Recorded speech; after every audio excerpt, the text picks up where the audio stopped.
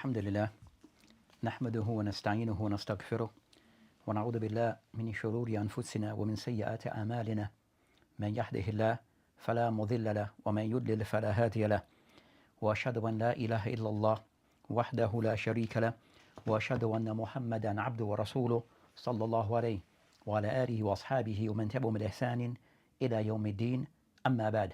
So as we continue discussing the book Bulugh Al-Maram, and we are still continuing in Kitab Tayammum. So Kitab Tahara, Bab Tayammum. So matters or hadith that the author have mentioned here in relation to the act of Tayammum. So today inshallah ta'ala we'll continue reading of those hadith that still remain regarding this discussion. So I'll read one of the hadith that have been mentioned, or next hadith that follows in this discussion, and have a discussion regarding the hadith and also what can be taken from the hadith bi'awnillah subhanahu wa ta'ala.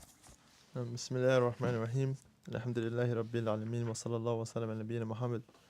Hadith number 114, the book of Purification, chapter of Tayammum.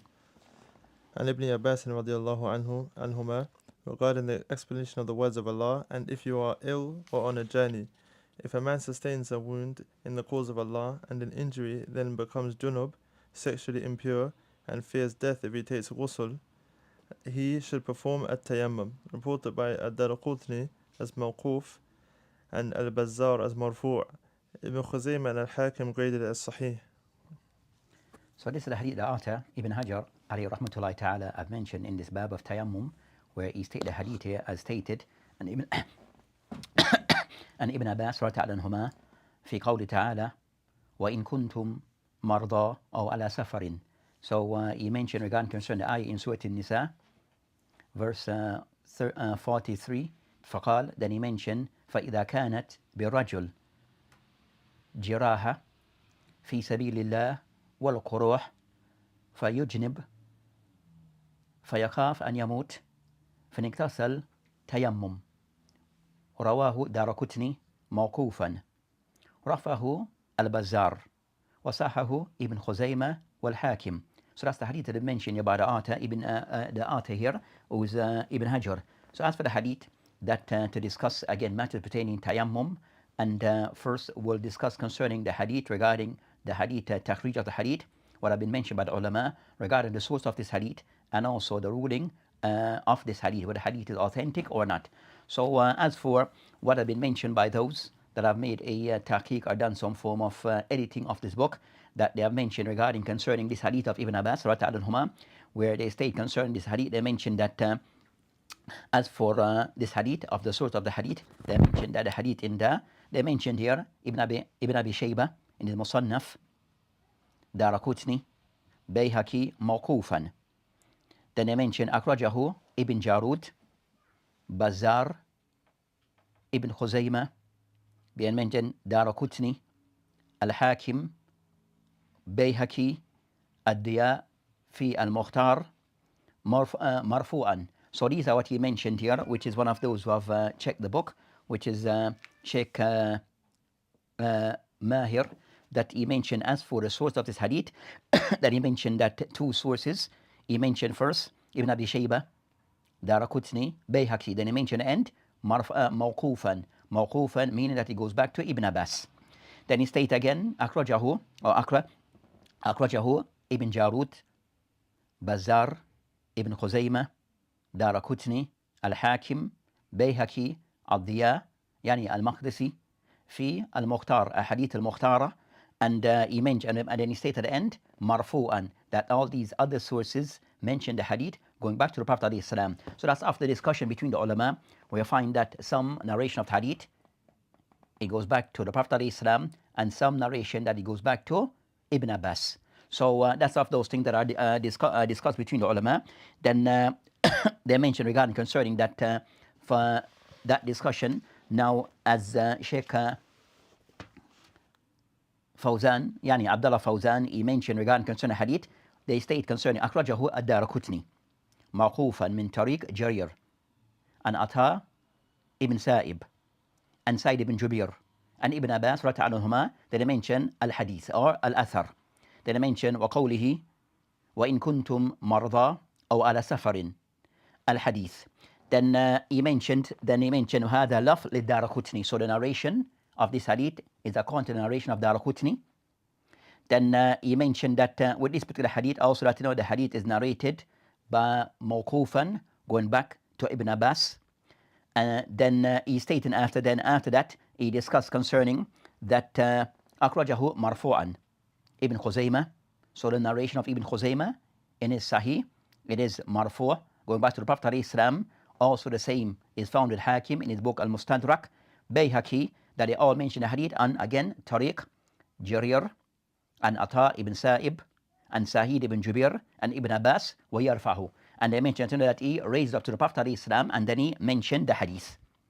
So we have those two narrations of the hadith. Is the hadith Marfu', going back to the Prophet ﷺ, or is this hadith an athar going back to Ibn Abbas? So they mentioned that on this matter, that you find the ulama regarding their statement on this hadith, that Ibn Khuzaima has stated هذا خبر of those Ibn Khuzaima, of those that narrated hadith, going back to, and the Prophet ﷺ مرفوع قال Ibn Khuzaima هذا خبر يعني هذا hadith لم يرفعه غير عطاء ibn Sa'ib, that no one ever raised this hadith up to the Prophet ﷺ except for Ata.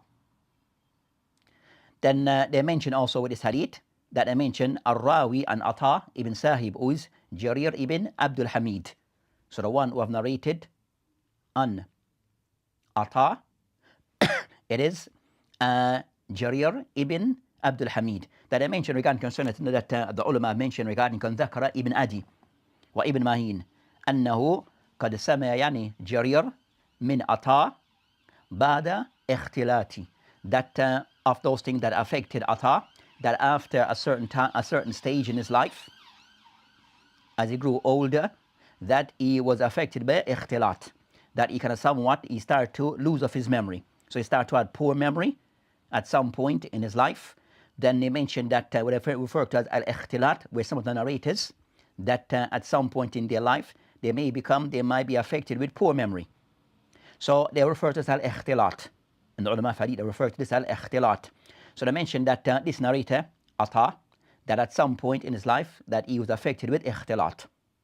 And they mentioned regarding concerning that with this, that Jarir ibn Abdul Hamid, he heard from him after he was affected with poor memory.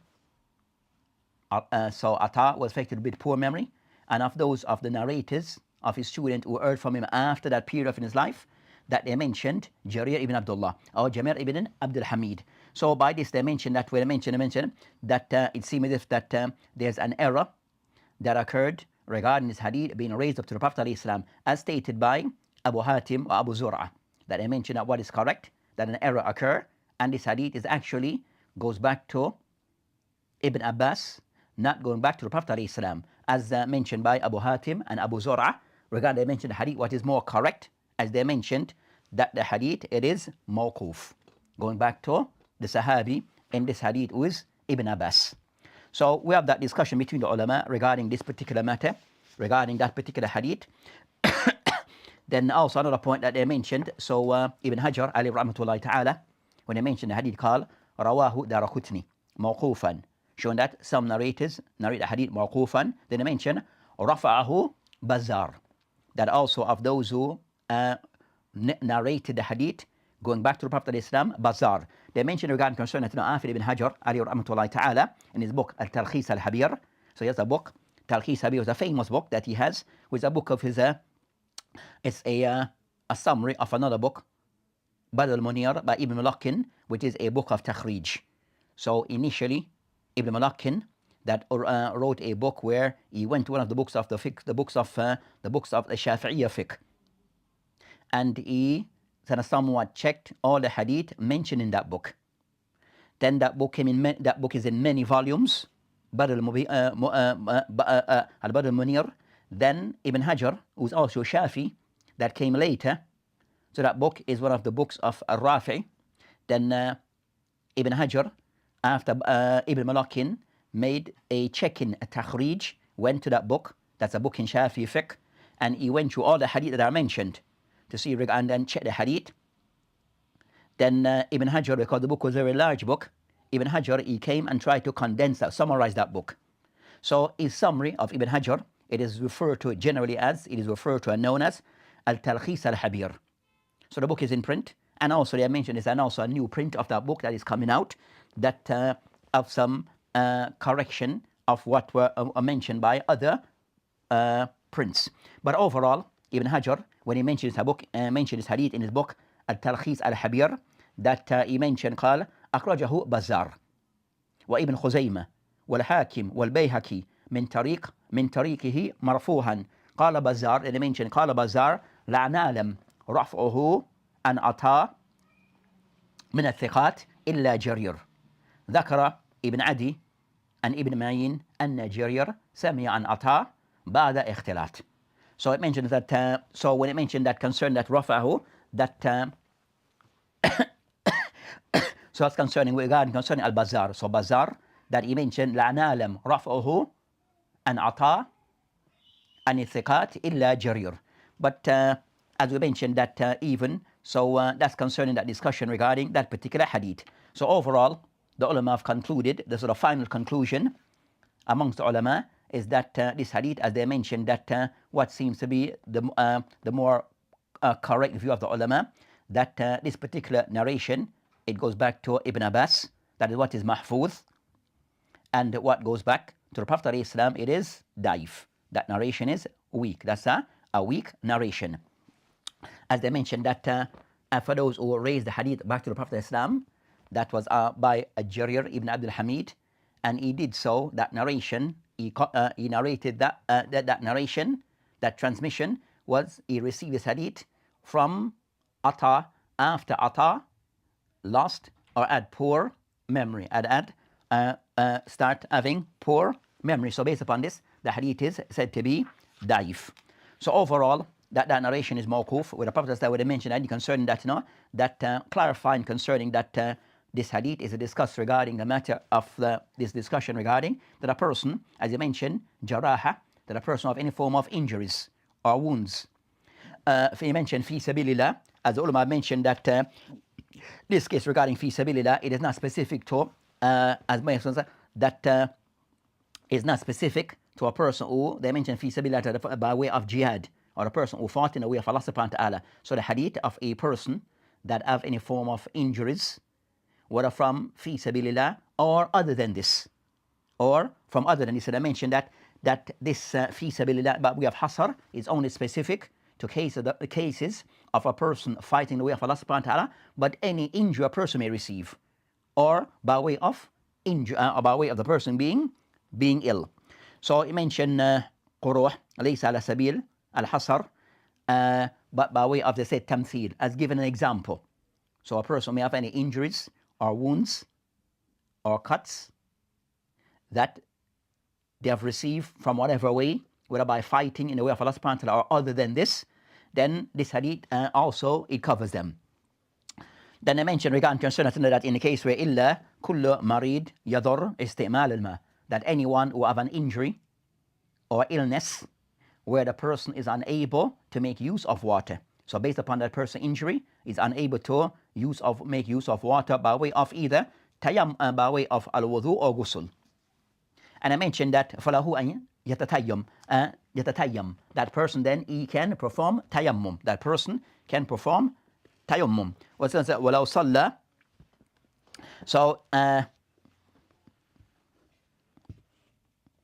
so that's concerning that particular case. That so from this hadith that they mentioned, that as mentioned by Ibn Qudama Al-Hanbali in his book Al-Mughni, regarding this particular, regarding that a person, this hadith is approved regarding that hukum man khaf al-marid ala nafsi, that a person who is ill or injured and he fear for himself ala nafsihi min isti'mal al-ma, if he was to use of water. So the person has some form of injury or illness, and the person believes that and fear if he was to use of water to perform a tahara, that this will have a negative impact on him. It will be detrimental to him. What's the person case in that? What's the ruling of this case? As mentioned by Ibn Qudama, where the general meaning mentioned concerning al-jarih wal-marid, the person who is wounded or the one who is ill. فَإِذَا خَافَ عَلَى نَفْسِ, if the person fear for themselves, من استعمال الماء, by use of water, جاز له تيمم, it is allowed, it's permitted for him to make tayammum. هذا قول, and this is the view, أكثر أهل العلم, this is the view taken by majority of the ulama.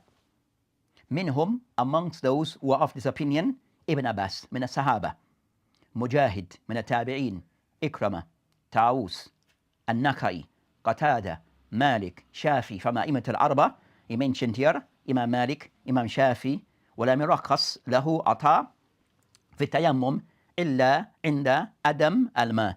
That mentioned that عطاء of the person that is not allowed, لم يرخص له عطاء, that عطاء does not give any per se leeway for this. He mentioned إلا عند عدم الماء, except that there's no water. He doesn't, they mention لظاهر الآية. Then it mentioned that, so that's concerning the view of the ulama regarding this matter. Then I mentioned that, so that's the general overall view of the ulama, majority of the ulama, that a person who may have serious injuries, wound, cuts, or a person who's severely ill, or a person who's ill, and they fear that if use of water, then this could have serious impact on them and their illness and their situation. They mentioned that جاز له, that a person is allowed for them to perform tayammum. As that person, even though water may be present, not absent, but it is present, but due to the fact that a person is unable to use water because it will be dangerous for the person, more harmful for the person, then in this case, he's not allowed to use the water. And I mentioned regarding concerning the jumhur of the ulama who have come to this conclusion that they mentioned regarding concerning that this is in line with the essence of concerning that the principle of Islam regarding what Allah subhanahu wa ta'ala mentioned, وَلَا تَقْتُلُوا أَنفُسَكُمْ, لَا تَقْتُلُوا, that you are not to harm yourself, that you are not to bring harm or place harm upon yourself or bring yourself to where you are about to destroy yourself. You are not to do this to yourself. So they mentioned that ayah in Surah an-Nisa, verse 29, and you find that many other verses or other verses where Allah subhanahu wa ta'ala mentioned وَمَا جَعَلَ عَلَيْكُمْ فِي دِينٍ مِنْ حَرَجٍ. Allah mentioned وَمَا جَعَلَ عَلَيْكُمْ, we have not placed upon you فِي الدِّينِ, in this deen, min haraj, any form of unreasonable difficulties. And that's in Surah Al-Hajj. So and also the hadith of the Prophet ﷺ where they mention la darar wa la dirar. La darar, that not for a person to bring harm to himself, nor to harm others, or bring about harm to others. And also they mentioned that concern, that, that so that's concerned the view taken by Jumhur of the ulama. From this athar or hadith, or athar, that they discuss another matter regarding ضابط الخوف المبيح للتيمم, that a person who may have that type of fear due to their injuries or their illness, at what level of fear that the person is allowed for them to perform tayammum. The person is ill, the person has these injuries, to what degree is when is the person allowed to do so? Then I mentioned regarding concern on this matter as to the level of that illness with the person have that fear, if the use of water will make the situation worse and detrimental for themselves. That they mentioned that the ulama, as mentioned by Ibn Qudama, that they fall into three opinions. That level of illness, that a person fear if use of water will make things worse for them. They mentioned, ulama mentioned it not, that as a form of to measure that level of fear and concern the person have for themselves or others for the person, that I mentioned that khawf, talaf, that type of khawf, that level of fear, that the person believes that it will bring about destruction, is demise. So if we're being concerned a person being lost of life, the person demise, then I mentioned that, that's what is the Imam Ahmed in Rawaya all as the scale to measure. If the person fear that this illness, if he use water, will bring about his demise. And that's also qawlay li Shafi, ahad qawlay Imam Shafi alayhi rahmatullahi ta'ala. So Imam Shafi also agree with Ahmed in both having, that's one of the opinion of both, that is the form of a fear where a person believe that if use of water in his illness and with his injuries will bring about his demise or destruction. The second opinion, أنه يباح له تيمم, the person is allowed to perform tayammum إذا خاف زيادة المرض, that he believe that in this case, if the person have this illness or these injuries, but if he was to make use water, it would bring about his situation become worse. They mentioned that if this injury become, it will increase in his injury, make the situation worse. أو تأخر بر, or it will delay the person in his recovery. So in that case, the person not to use water, and according to them, it is allowed for him to make tayammum, because either the use of water will make the situation worse, add to his injuries, or delay in his recovery. أو خاف شيء فاحشا, or something drastic will happen. أو ألم غير محتمل, where the person also might feel injuries or pain that is unbearable, they're difficult for him to bear. Then I mentioned that, so also that's the ulama that said that these things, if the person fear these things will occur, and because of his injuries, then he's allowed not to use water and for him to make tayammum. And that's the call that is taken by the matter of the Imam Ahmed, قول الثاني لإمام شافعي وقول لأبي حنيفة. So of those who said that injury, that fear, that a person believes that will make situation either use of water will make his injuries worse, or delay recovery, or he fear things can somewhat, severe pain. So they mention if these things will occur, then the person allow for them to perform tayammum and not to use of water. I will mention of those who have this view, the matter of the Hanabila or Ahmed, the second view of Imam Shafi, and is the view of قول لإمام أبي حنيفة عليهم رحمة الله تعالى. The third opinion in this matter that they mention إباحة التيمم للمريض, that a person, that it is allowed for anyone of any degree of illness for them to make tayammum if they fear in using water and have any fear or concern over the use of water. So any illness that a person have concern or fear that if they make use of water, it will affect them negatively. So any form of illness. So they said, marad, mar'a mutlaqa, any illness. So any illness the person face, that he believes that use of water would just make things, he have concerns and a fear, then is allowed. And they mentioned that that is taken by the mention from the Dha'ir ayah, as it mentioned, وَإِن كُنْتُمْ مَرْضَى, إِن كُنْتُمْ مَرْضَى أو على سفر. So in this case, وَإِن كُنْتُمْ مَرْضَى, if you are somewhat marḍā, you're all ill. So they mentioned that it mentioned illness in general. In kuntum marḍā. So any illness, you're allowed to make tayammum as long as you're ill. Because the ayah, according to them, it is general without any restrictions. That I mentioned, so that's the view that is taken by Dawood al-Zahiri, وحكي عن Malik. So those of the ulama who are aligned to take to the third view, that any illness that you have, you're allowed to, and you have any concern or fears, if use of water make fears over use of water, then you can make tayammum for any illness, if you have those concerns about use of water. And we said of those who take off this view, Dawood al-Zahiri, and also Hukya and Malik, and also something that is mentioned about Imam Malik alayhim rahmatullah. They mention here that qawl al-Raji', the more correct view, they mention here qawl al-Thani, that the second opinion, so mention three opinion, so the second opinion they all to be the more correct view, as taken by the author of Fat al-Allam, one of the Mashaykh of Yemen who have this.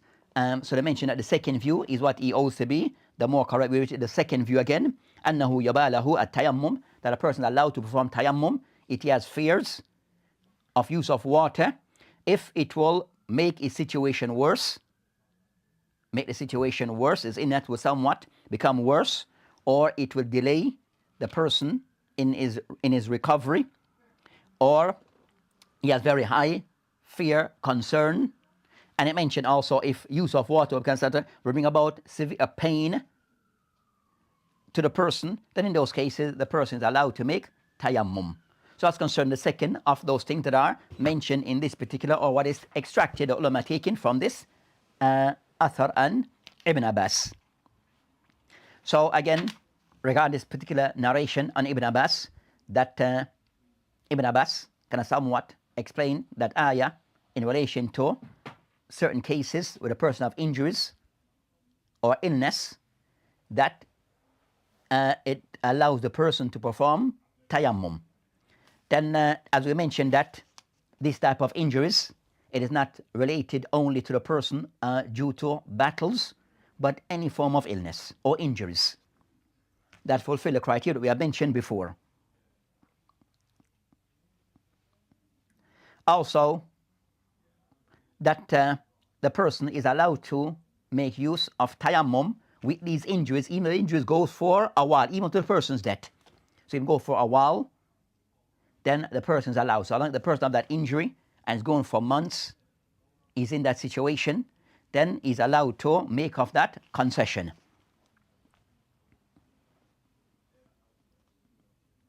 So regardless of the length of time of the injury, is allowed this concession. Also, they mentioned that this particular case, it is not specific to a person regarding janaba. So it is not specific to janaba. So even a person so therefore the person who wishes to perform ghusl or al-wudu. So the person who can make use of tayammum, whether it relates to, and because of his injuries, is unable to use water. So whether it's applied to ghusl or applies to wudu. In both cases, that the person can make use of tayammum, and it's not a condition that a person is only for those in the case of ghusl, janaba. So whether as hadath al-asghar or akbar. Also they mention here regarding concerning the ayah, it mentioned, as stated in the ayah, وَإِن كُنْتُمْ مَرْضَى أو على سفر. So they mention أو على سفر, that if one's also in a journey. That they mention regarding concerning also that that the ayah, or this the ruling, the ayah is regarding concern to find that aglab or regarding that those people who may not have sufficient water or have water readily available are those people who are traveling. As while traveling, so while in travel, the person might experience this, but this is concerned as a ghalib in cases, especially of time of old, and also today's time, that it is not specific to when traveling. So the person also is, as I mentioned, that the person is local, but may find himself in a situation there's lack of water present or sufficient water, then also he can make use of this. So the person might have injuries and he's local, he's not traveling, then the person that can also make use of the other person, maybe in a hospital or is bedbound, then also the person can make use of this. So it's not only for cases for travelers, but also those who are local, those who are said hadar, those that are in their locality. So it revolves around regarding the person, lack of water, or in cases of the person, the use of water may make, because the person illness or have certain type of injuries, that the use of water may make his injury or illness worse, then in that case the person can make tayammum. So the hadith is regarding those cases that are mentioned. So in this, inshallah ta'ala, we have covered some of the main masail that relates to this particular hadith. And inshallah ta'ala, in the next session, we'll discuss the hadith that follows regarding matters relating to other cases with a person, that other situation regarding cases of tayammum, other cases that the person might apply tayammum due to particular circumstance. So this hadith is to discuss certain circumstances where a person may apply tayammum other than being with the presence of water due to certain factors and certain situation. So that inshallah ta'ala will end this session and continue next session with the other ahadith that the author alayhi rahmatullah ta'ala have mentioned. So this inshallah ta'ala will end. وبالله تعالى توفيق وهذه السبيل والآخرة والحمد لله. السلام عليكم ورحمة الله وبركاته وبالله توفيق.